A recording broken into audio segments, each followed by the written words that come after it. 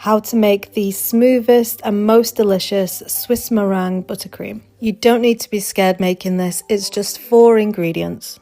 We have 600 grams of sifted caster sugar, 8 large egg whites or 9 medium, 800 grams of room temperature block butter chopped, and 2 teaspoons of whatever flavouring you like. The hardest part about preparing these ingredients is making sure you don't get any shell or yolk into the egg whites. I like to pour the caster sugar into the egg whites and give it a little mix with my balloon whisk before I add it to the bain-marie. A bain-marie is a fancy name for a double boiler.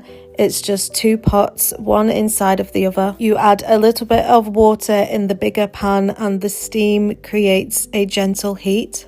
Now keep whisking the egg whites and sugar whilst it is heating up. If you feel the texture between your 2 fingers when you first start, it is very grainy.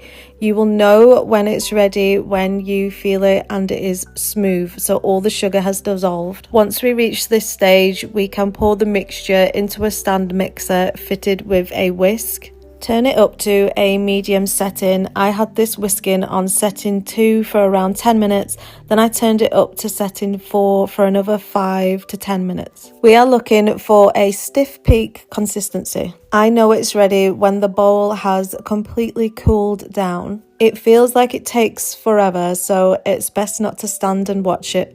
Go away and have a cup of tea. Look how white and delicious that is. I could just eat it like that.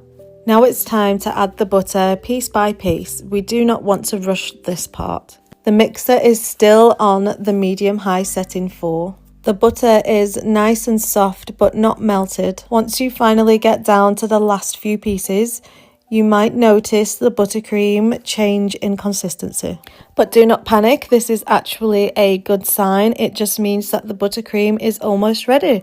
So continue adding the butter until it is all gone. Then I like to give it a scrape down, and this is the part where you can add flavouring. I put it back on the mix for around 30 seconds just to incorporate the vanilla flavouring. I then like to finish it off by hand with a whisk and then knock out all the air bubbles with a palette knife. Swiss meringue buttercream is a dream to work with. It just glides on the cake and it sets really firm, just like American buttercream. It's impossible to just have a little bit because it's very Moorish. Hope you enjoyed watching.